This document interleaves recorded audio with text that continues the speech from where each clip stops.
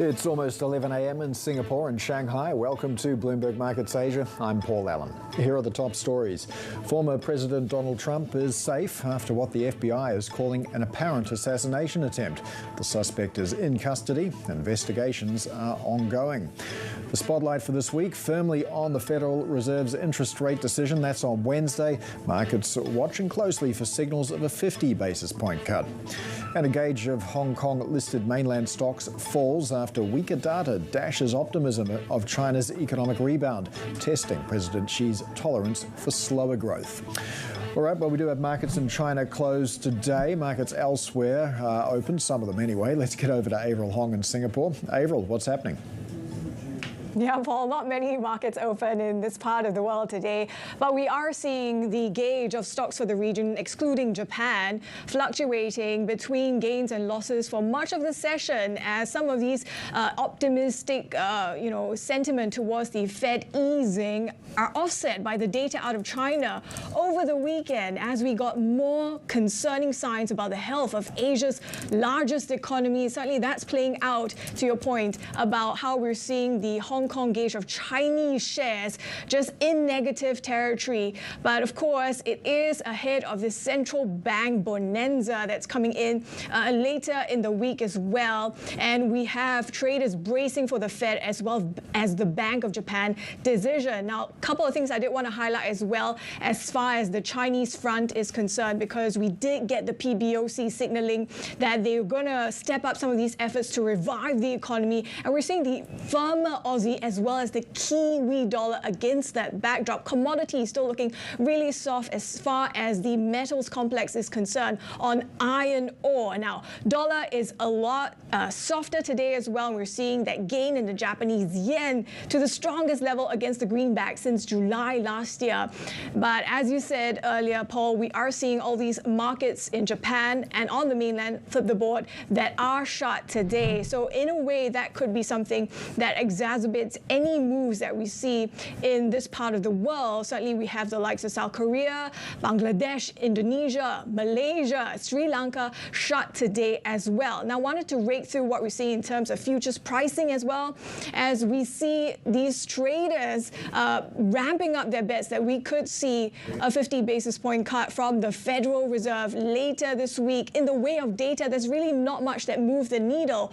But I think from Friday was this Wall Street Journal report that the Fed could be considering 50 basis points of cuts. And then we also had Bill Dudley comments along with JP Morgan reiterating those calls for a big cut. And this is what you're seeing, about 60% chance that the market's pricing in of the Fed doing a big one. We have the dollar, as I say, softer as well, Paul. All right, thanks, Avril. Let's get to our top story now. The former President Donald Trump is safe after what the FBI is calling an apparent assassination attempt at his golf course in West Palm Beach, Florida. The person believed to be connected to the incident was taken into custody in a neighboring county. Former President Donald Trump is safe and unharmed following a protective incident shortly before 2 p.m. on Sunday at Trump International Golf Club at West Palm Beach. The U.S. Secret Service personnel opened fire on a gunman located near the property line, and this matter is under investigation. Well, let's get the latest now from our news desk editor, Jill Desis. So, Jill, somebody's in custody. What's the latest? What more do we know? So at this point, Paul, I think investigators are still trying to figure out a little bit more about this gunman in the target of this suspected attempted assassination. It seems like he's got a record, a criminal history. CNN has reported that there's, I think, somewhere in the neighborhood of 8 charges on his record, or 8 arrests connected with mostly minor cases. NBC is reporting one of those cases involves a machine gun. In terms of what we actually know about what's happened on this golf course in Palm Beach today, so Donald Trump was golfing with, I believe, one of his donors. The Secret Service was positioned about a hole ahead of where he was on the course, and that's when the Secret Service spotted what appeared to be a man holding a rifle, sort of poking through the fence on the perimeter of the golf course. And then that's when they actually engaged. The shooter obviously ran off, and then now he's been taken into custody. We'll have to see if there's any, whatever other details come there. We do have, some basic details. It's a 58-year-old man, but again, I'm sure there's going to be more on that in the months to come. And then, as you said, we do have some details on the former president obviously being unharmed. But at this point, surely there's going to be some additional investigations, some additional things going on, because as we know, Paul, this is just the second assassination attempt, or this potential assassination attempt on the former president just in the matter of the last couple of months. Jill, what are we hearing from President Biden and the Vice President Kamala Harris? So, Avril, at this point, both of them have put out statements saying that they're glad that Trump is safe, that violence has no place in this country. But you have to imagine here, Avril, I mean, this is a pretty unprecedented type of situation. I mean, you have now two high-profile incidents of, attempted assassinations against the former president of the United States just in the last couple of months. Really kind of escalates a lot of the rhetoric that we've been hearing about, gun violence within America. And as we get closer to the actual election for president in November, we'll have to see how much of an additional role this actually plays in some of that dialogue. We have these statements, and neither campaign, neither the VP Harris campaign for president or the Trump campaign has announced anything in terms of suspending events or donations or anything like that. But it does seem that at least this might kind of kick off some kind of new news cycle in the presidential race. Obviously after last week's debate that the markets broadly believed Harris was actually the victor. We'll see how this actually colors some additional context around the former President Trump and Harris in the days and weeks to come. Right, news desk editor Jill Desis there. Let's get back to markets now. Bring in Sunil Garg, CIO of Lighthouse Canton, which manages more than $3 billion in assets. Sunil, I want to talk about the big markets event, obviously, this week, the Federal Reserve decision. We seem to have a bit of a split going on in terms of pricing around likely easing. Is it going to be 25? Is it going to be 50 basis points? And one gets the feeling that whatever happens, half the market's going to be disappointed. What's your thoughts? Yeah, I mean, it's interesting that over the last week, the probability of a 50 basis point rate cut has risen very sharply from what was 15% at the beginning of last week. It's now, I think, nearly 60% for a rate cut. Now, is there enough economic data to justify it? Is there a panic anywhere in the world to justify a 50 basis point rate cut? No. But there's definitely, I think, on a forward view, enough of a reason to cut 50 basis points. My own view is that I think the Fed's going to move in smaller steps. And so we still think 25 basis points is more likely. And I think a larger cut potentially sends, signals to the market in terms of what does the Fed know that we don't. And so in that sense, I suspect they're going to be as much looking at the messaging on a rate cut. So I think 25 basis points, and I know that's against what the Fed Fund futures are saying, but that's where we would think the Fed's likely to come in at. Yeah, and if we look ahead, I mean, we do have the market pricing in 100 basis points worth of easing across the next 3 meetings. So that suggests, well, at least one of those meetings, we might see a supersized cut. So if it's 25 basis points this week, well, how credible would it be that we get a 50 basis point cut sometime before the end of the year? Yeah, I think the likelihood is that the data does deteriorate from here on, and I think that would probably make the Fed a lot more keen to do 150 basis points, whether it's November, which is kind of a day after the elections, or in December. I think that I would say is still on the table. I'm much more interested in looking at over the next 12 months. The market is pricing in nearly 200 basis points of rate cuts. And to my mind, if that be the case, how does that sit with the Fed and the market consensus narrative of a soft landing? That is still perplexing, because you're not going to get these kind of aggressive rate cuts should we get into a soft landing Goldilocks scenario. And of course, I think, yes, a 50 basis point cut is still a possibility, but possibly either in November or December. Sunil, to your point about the timing in November being a bit tricky as it's coming really close to the election, I'd like your thoughts as well. Overall, do you think a Trump or a Harris presidency, we might see better odds for financial markets? On the headline basis, Mr. Trump is probably going to cut taxes, and you're probably going to see higher taxes under a Democrat government. But either way, I think whoever is the next president is going to inherit an economy that is weakening. And in that sense, if you really look at any fiscal expansion, given the amount of deficits and the debt the U.S. Economy is carrying, I think it becomes very difficult for them to go absolutely berserk with fiscal expansion. And I think, there is probably going to be a lot more limitation of what either of these presidential candidates can do to alter the course of the economy in the near term. I think the economy is going to be far more important rather than who the next president is in determining the course of the markets.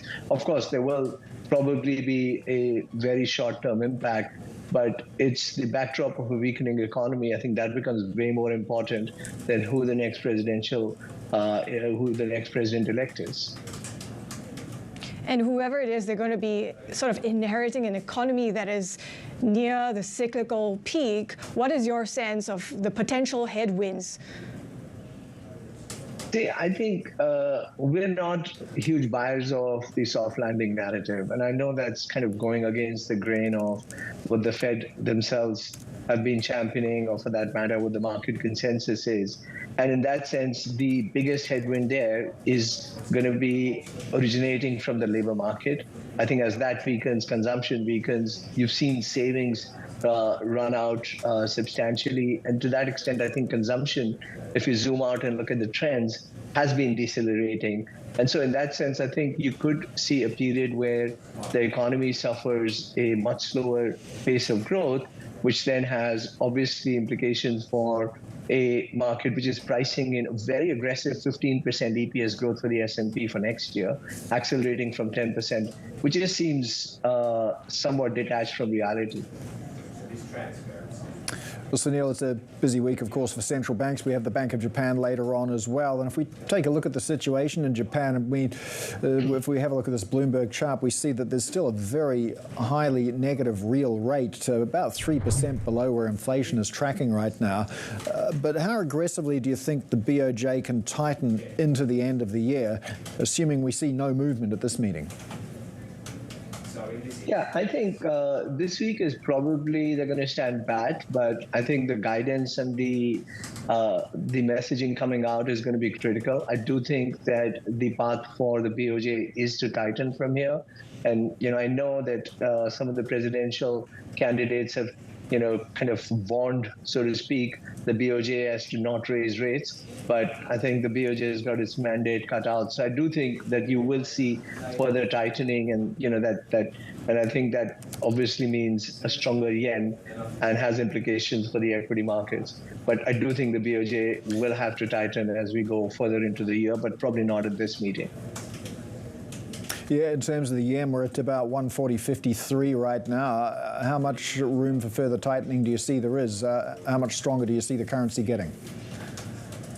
See, 140 is a very strong support level, and I think we've seen the dollar-yen hang around that level. It's a very important support level. I do think there is probably going to be either some consolidation and bounce from here, but if we do break 140, then I think you can probably look at much deeper declines on the dollar-yen, but watch 140 as a very critical level. All right, Sunil Garg of Lighthouse Canada is sticking around. Still ahead, Credence Family Office is going to join us as well, share their outlook on the Indian market and why they're seeing massive untapped opportunity in the bond market. That's coming up later on this hour. This is Bloomberg.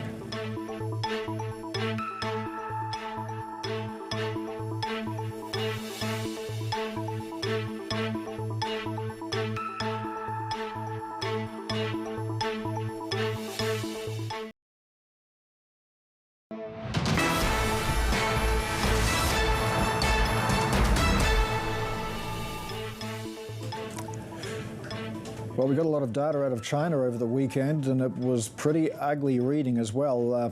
Almost everything missed. Take a look at industrial production. That slowed to 4.5% on year from 5.1% in July. We did expect slowing, but it's not that much. The estimate was for 5%. Retail sales also slumped, growth there of 2.1% on year, down from 2.7% in July. So the Chinese consumer remains missing in action. We also saw new home sales declines accelerating as well. A fixed asset investment, that was short of estimates, and even the unemployment rate ticked up to 5.3%. All right, with that in mind, let's get back to Sunil Garg, CIO of Lighthouse Countdown, still with us. Sunil, that was not great data out of China. Stimulus clearly isn't doing the job, what we've seen so far. Do you anticipate anything new from policymakers? Yeah, unfortunately, as you said, literally every data point disappointed, but in some senses that has been disappointing for a while. And I think if you really look at some of the small stimuli that PBOC has been doing, haven't really helped. And in some senses, one really needs to look at the structural issues in China of an over-leveraged economy. So can you, solve leverage by increasing leverage further and getting, people to borrow more? I think that, the PBOC moves aren't really going to help. You do have a consumption problem. You do have an over-leverage problem. And I don't see anything being done to solve that. And I mean, our view in China is that, yes, it looks cheap. It looks like a complete value trap. And, there's no reason to be hurrying to invest in this market until we see clearer signs of a recovery. I'd rather miss the initial move, but would like to see at least some green shoots, which we're not seeing at the moment. But in anticipation of a potential, this is a long way from now potentially, but in anticipation of a Chinese recovery, what are some of the indicators that you would be closely watching as maybe we at some point stop talking about the signs of a deflationary spiral and signs of inflation coming back? Yeah, I think the headline inflation numbers would definitely be important. I think both PPI and CPI need to be looked at.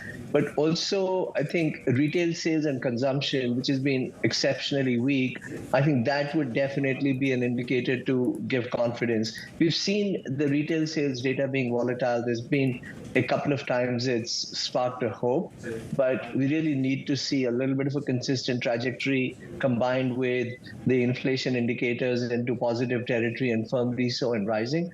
I think that would instill a lot of confidence. You probably will see the profitability in the industrial sector come through as a second step, but retail sales, consumption, inflation numbers would be the headline indicators to watch. Sunil, you alluded to some of this, how stimulus just might not cut it anymore, especially given how deep the concerns are. But when you look at perhaps regulation and restrictions and potential loosening, do you think that might be something that would shift the needle? So, look, I think any borrowing decision, all the PBOC can do is manage the monetary policy, but you can keep lowering interest rates. You can have easier access to financing, but you really need to have cash flow confidence, doesn't matter at an individual or at a corporate level, to be taking those borrowing decisions. As we saw the new loan data coming out, again, disappointing. And I think that cash flow confidence really needs to come from a lot more guidance other than just monetary policy. So, which is why I'm saying that monetary policy alone hasn't really worked. And I'm not sure small rate cuts, easier access to financing is going to do the job for the economy. Well, we thought today that Hong Kong stocks might take a bit of a beating in the light of that data, but the Hang Seng Index not doing too badly. It's only off about 1/10% right now. Do you see some sort of distinction in the way the Hong Kong market receives this news as to how the Chinese market might when it reopens later this week? No, look, we've if you really look at how much and you look at HSCI as a representative, it has retreated quite substantially over the past few months. And so to some extent, I don't think there is a lot of hope and expectation And yes, China is closed. We probably will see some bigger reaction when China reopens tomorrow. But there's probably just fatigue around the China data. I wouldn't read a huge amount into the Hong Kong shares, the H shares being down modestly. Do you see any tactical opportunities in China right now, or anywhere where you might selectively add to positions? Because obviously things are cheap.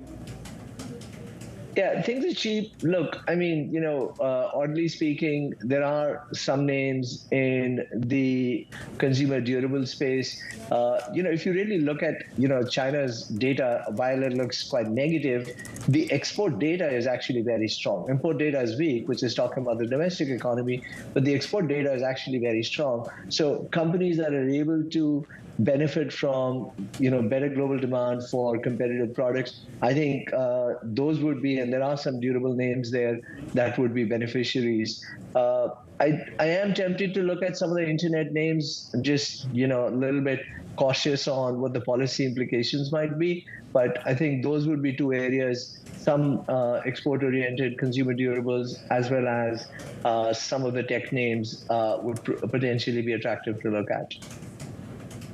All right, Sunil Garg of Lighthouse Canton, thanks so much for joining us. We have plenty more to come. This is Bloomberg.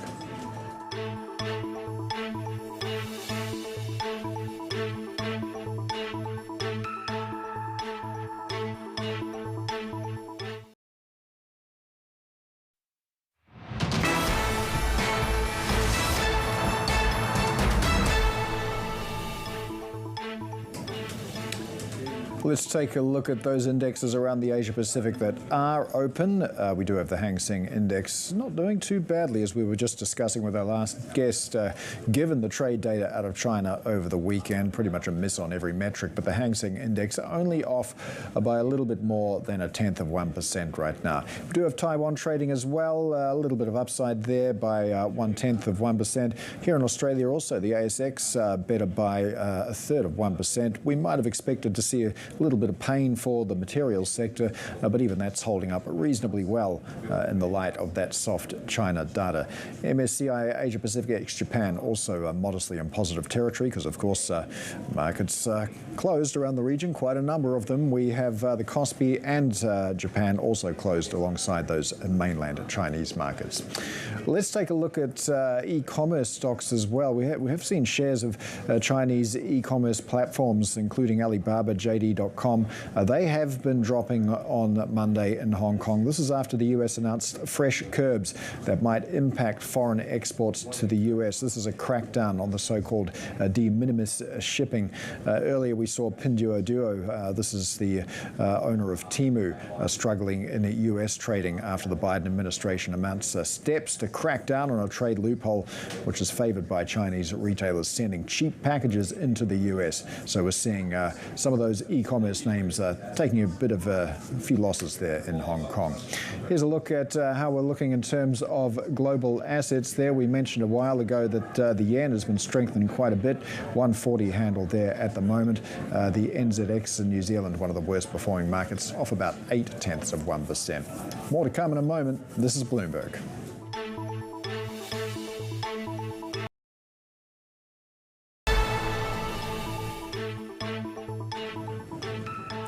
Normally about this time we'd show you a live shot of Shanghai, but can't see anything, and this is why.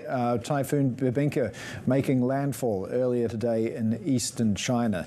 This is the biggest typhoon to hit Shanghai since 1949, so that made landfall just a couple of hours ago, according to state media reports. Gale force winds, heavy rain hitting the eastern seaboard in China. So for more on this, our China correspondent Min Min Lo joins us. Min Min, how bad is the damage that we're anticipating here?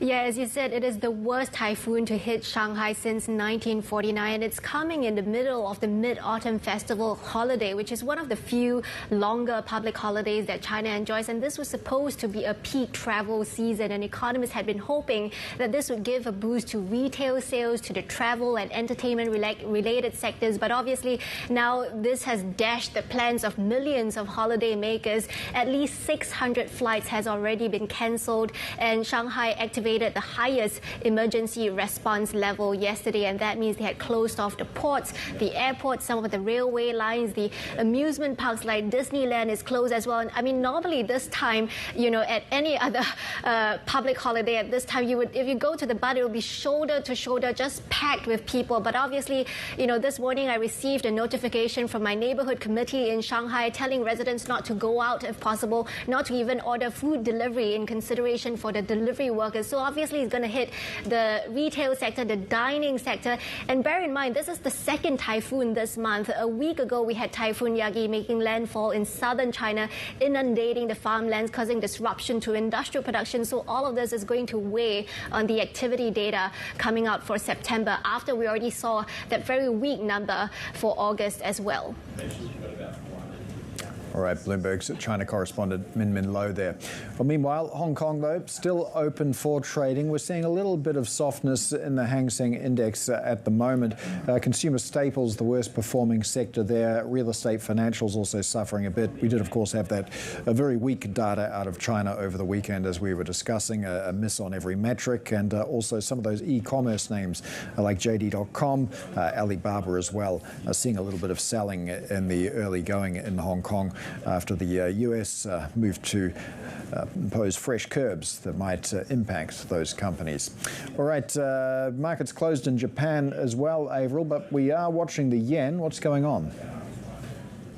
We're seeing a lot of strength in the Japanese currency, Paul, and it is hovering towards the closest level, actually rising to the strongest level against the greenback since July 2023. And this is, of course, a currency that's been gaining ground in the past couple of weeks, really steadily, amid the backdrop of these expectations of Fed easing. Remember the dollar, how it's softer amid these expectations that potentially we see supersized move from the Federal Reserve later in the week. But of course, the Bank of Japan is also still in focus, and it is set to stay on hold this week, but it could also reiterate its hawkish messaging. Certainly, we're hearing from some of these policymakers of late from the BOJ. They're suggesting that the August market rout did very little to derail the central bank's determination to normalize policy, to hike again. And certainly on Friday, when that BOJ decision is due, we are also going to be keeping a close watch on data on the inflation front out of Japan as well that could show a pickup and boost the case for the BOJ to move somewhere down the line. Some see a move as soon as October. Now flip the board, because amid this, we are seeing, of course, the Bank of Japan's decision really wrapping up this 36 hours of data and central bank bonanzas this week, starting with the Federal Reserve. And of course, we also have the Bank of England, where no rate change is expected. We're going to be watching very closely to see if it accelerates the wind down of its bond portfolio. But of course, the key focus is going to be on the Federal Reserve. And here's what some of our guests have said about the upcoming decision. Our view is they'll probably go in the latter camp, so 25 basis points and dovish. So from our perspective, we think that's going to lead to a little bit of volatility. There's no need to rush when it comes to, say, a more outsized rate cut like 50 basis points or even 75. It does tell us that 25 basis points is more appropriate at this stage, but there's a whole lot of uncertainty with how quickly we need to ease rates beyond this week's decision. First, we had the CPI data, which was given us indication that inflation is coming to target, but is not at target. I think this is very important to understand. The market is quite divided. And the reason that we've seen such a division is that the 50 is not in the data at the moment. It doesn't give much room, considering that financial condition is, data is strong, for them to come at 50 basis points, again, will be unusual. As you're hearing from some of our guests there, that 50 doesn't seem to be in the data. For more, let's bring in Bloomberg MLive strategist Mary Nicola for further analysis. So, Mary, we had markets jumping on Friday, even though there wasn't any data to move the needle. This is more against the backdrop of that Wall Street Journal report, comments from Bill Dudley, and then JP Morgan reiterating its call for 50 basis points. In your mind, how much should we read into that?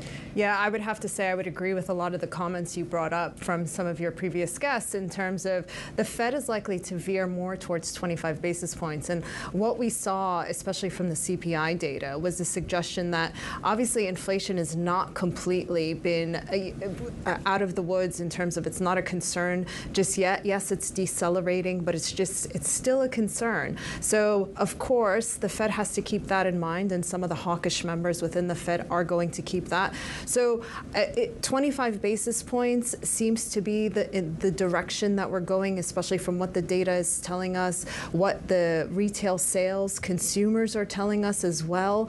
It doesn't show us that we're heading in the wrong direction or the path looks that shaky to warrant such a big cut.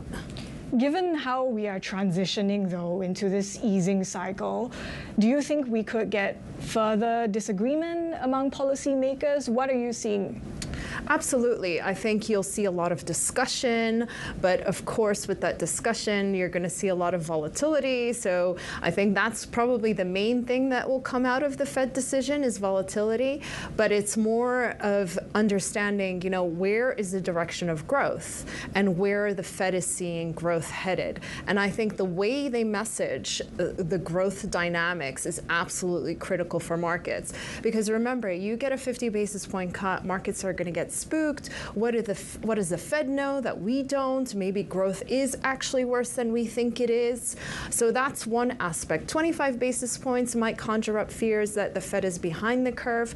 But what really comes down to it is if they say, this is what we see so far, so we're going to start the easing cycle, but of course it will accelerate as the data tells us to, right? So we've had that before from Powell during the hiking cycle, where he started accelerating his rate hikes as the data warranted it to. So we still fall back to the data dependency. That isn't going to go away, and that's where the volatility comes in. We're also going to be watching very closely for the Bank of Japan's messaging. I mean, in August, we saw the fallout from that July hike.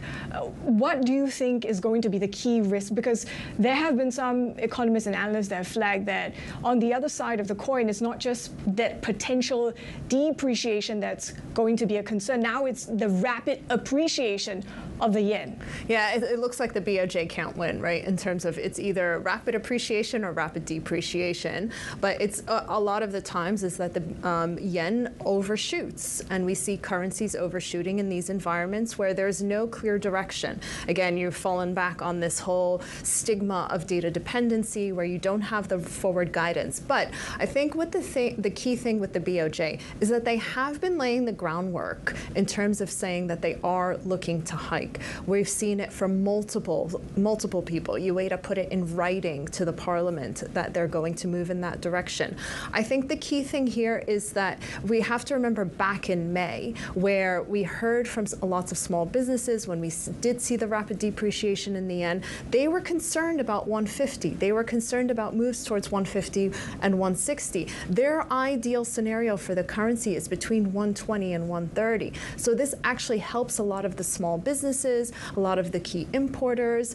Obviously, it has a negative impact on the big exporters, which comprise a big portion of those in the Nikkei. That's why you see the Nikkei stumble every time you see the yen strengthen. Worth remembering that there are those that benefit from yen appreciation as well. Mary, Absolutely. Thank you so much for sharing your thoughts with us. Bloomberg MLive strategist Mary Nicola. Paul? All right, thanks, Avril. Still to come, Credence Family Office says they're looking to explore untapped potential in India's bond market. We'll have more on their outlook next. This is Bloomberg.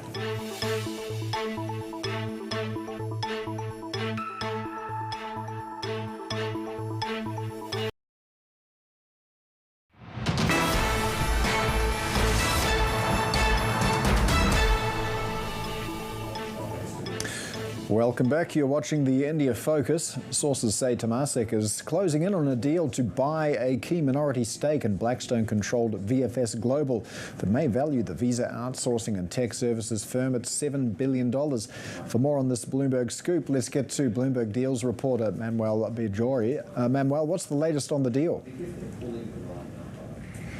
Paul, yeah, everybody wants to be in India these days, isn't it? I mean, it's just like amazing the amount of appetite from global investors to be part of the growth, the Indian growth story. The latest on this specific deal came to light yesterday, kept us busy over the weekend, as Blackstone has been reviewing options to offload part of its majority stake in this consular tech firm, VFS Global, one of the biggest in the world, actually. And Temasek came to light that is zeroing in and getting close to signing a transaction to buy around 20% in VFS from Blackstone. It remains unclear whether or not the companies will make the announcement public, but they're definitely close to signing the transaction. And that will give the company VFS a valuation of around $7 billion, including debt, as you well said, Paul. Manuel, what about for Blackstone and Temasek's investment plans in India? What would this mean for them? Avril, I mean, India is such a key market within the Asia-Pacific region these days. And for Temasek, you know, they've made it clear that they want to build up their presence there, mostly through minority stake deals. So they want to invest in companies. They want to be part of that growth story and deploy some of the capital that they've got. For Blackstone, they've also made it clear, the U.S. alternative asset manager has made it clear multiple times that they're very, very devoted to India. They have something like $25 billion to deploy in investments there as well, as some of the executives have mentioned in some previous interviews with us. And they've been a key investor in the country for years, very, very active as of late in the whole Asia-Pacific region. We saw Blackstone also doing a big deal in Australia just a couple of weeks ago, the biggest ever they've done in APAC, and now in India as well, which is another key market for them for deal making across the region as well. So for both firms, both Temasek and Blackstone, as for many other global investors, India definitely turning into a hot spot for deals, and everybody wants to be part of that. All right, Bloomberg Deals reporter Manuel Bajori there. Here's a look at Indian markets just ahead of the open. Of course, we do have a lot of markets around the region closed today. Nothing happening in China, Japan or South Korea. But in the pre-market in India, we are setting up for some modest gains. Should be underway in just under 20-second times. We've got Nifty 50 futures, meanwhile, better by about 1/10%. And we've got a bit of fluctuation happening around there on the Nifty Banks Index. Not sure what's going on there. A lot of action in the pre-market, but as I say, not a lot of lead-in from the rest of the region. And there we have the open in India. A little bit of upside there for the Sensex in the very early going, but it is early. All right, let's get a little bit more on Indian markets and the wealth management industry outlook. Get over to Chanchal Agarwal, CIO at Credence Family Office. They've got about $1.4 billion in assets under administration. Chanchal, thank you so much for joining us. When it comes to figuring out where to allocate in terms of those assets, what's your investment strategy right now? Do you prefer equity or debt, and has your allocation changed recently? No, good question, because this is very important to understand in the markets that we are in currently right now. Irrespective of whatever I may say on the valuations or whatever all of us know on the valuations, we still end up being equity investors because of the kind of froth that is there in the markets. Even if I assume that markets deliver a 16% ROE in the next 1 year, we just have 3% risk premium over a simple bond that is priced in equity. If I just take a performing credit, that is pricing in 5% risk premium over the simple bond, right? Now tell me, should I be an equity investor in this period or should I be a debt investor? I'll give you one more metric, right? All of us are mid-cap investors. PE is the general metric that we track, right? As of March, 35% of the companies in the mid-cap index had PE above 40x. Today that number is 49% and that's increasing. So this is the most expensive mid-cap markets that we have seen. The third metric, which is interesting, the earnings growth, which is what all of us track. The 6-month trailing earning growth for the mid-cap index is 2.9%, whereas the price returns that these indexes have given is close to 22-25%. So there's just a lot of froth that is developed in the equity market, and I could see valuation subsiding from here. Now that could be because there could be earnings rally and you could see the market being sideways, or you could see the rally coming back to large caps, which have not really performed as well. On the debt market side, I think large part of the rally, which is aligned to the US rate cut, has been priced in the last few days by the 10-year G-Sec. Well, if the cut is 50 bips, I'm a little scared about the markets, right? And I'm a little scared about the equity markets. I'll be a little heavy about the debt markets, and then I'll go bullish on gold. So that's the broad level strategy. I'll wait for whether it's 25 or 50. And what is the commentary? Is the commentary about inflation or is the commentary about recession? Because the inversion has still corrected. The inversion is back to zero, which is a worrisome factor right now. So I'll wait.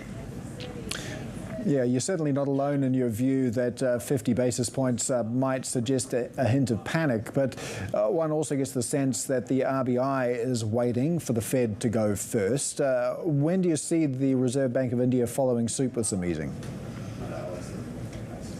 So we at the start of the year, we were waiting for almost 7 cuts coming from Fed. As we are in September, we are not sure whether that's 1, 2, or 3, right? So the number of rate cuts, commentary that has come from Fed is getting delayed. In terms of the interest rate differential between US and India, we are at the narrowest. So we are at almost 100 bips of differential between these two countries, which is being the historical lowest. All said and done, India will have to follow Fed, because if they don't do that, you could have impact on the currency. There could be liquidity that could flow out of a country. I think this time, the RBI governor will clearly take it slow. They would want to see what the inflation prints are, because yet you had a heat wave coming in. The earnings cycle could be a little haywire, etc. Right? So growth could be a concern, but inflation is still around. I see the governor, while on the commentary, etc., they could go a little more bearish. Rate cut is something that the government will be very, very cautious about. But the markets, as I said, has priced in the rally. So you could see a rally on the G-Sec side of the markets, but the government could be cautious. Chanchal, as we keep an eye on the Fed this week, at least we know that the direction is, what markets want to see, even though there's a continuing debate over 25 or 50. But what are some of the other risks that you're looking at in terms of the Federal Reserve, and how high interest expenses are? This is look at the Federal Reserve data. This is the first time that the interest expense have gone above defense spending. Anytime that has happened with an hegemon, that ceased to be a hegemon, be it Spain, be it the Ottoman Empire, or be it Britain, right? So this is a very crucial time for the US government, for the Fed, to get the interest expense down, right? So now there are two ways how you could get it down, right? One is straight, you just cut rates. Second is you cut down on entitlements. Now the question here is, will they really cut down on the entitlements? So interest rate cut, to my mind, is not linked to inflation. It is linked to the whole interest rate burden that the fiscal is carrying on your shoulders, right? I think that's a bigger risk. And I just spoke about yield curve inversion, right? We are back to zero, and this was the longest inversion that we had. Typically, historically, we have seen this is a recessionary signal. Now, these are the two parts that could imply Fed to cut. But what is the risk over here? All of us are talking about CPI, and in fact, core CPI in July was the highest ever in the last 4 trailing months, right? So core CPI is still not come back to a levels which is comforting. But have we seen the PPI? the PPI is actually the core, and in fact the core and simple PPI is also itching forward, right? So PPI could be a challenge for us, and commodity fear stays, inflation fear stays. So while the Fed would want to cut rates, the risks have not completely abated as of now. All right, Chanchal Agrawal, CIO at Credence Family Office, thank you so much for joining us. We have some updates now on India's IPO market. Bloomberg has learned that Indian food delivery platform Swiggy is considering filing publicly for its domestic IPO as soon as this week. Sources say the SoftBank-backed firm could seek to raise more than $1 billion, and once they've got approval from India's regulators. The exact size and timing of the offering still said to be under discussion and subject to change. Bloomberg has learned that LG Electronics selected banks for a potential IPO of its Indian unit that could raise as much as $1.5 billion. Sources say LG has tapped banks including Bank of America, Citigroup, JP Morgan and Morgan Stanley. The IPO may happen as early as next year. The listing could value the business at about $13 billion, and LG may file a prospectus as early as next month. Plenty more to come. This is Bloomberg.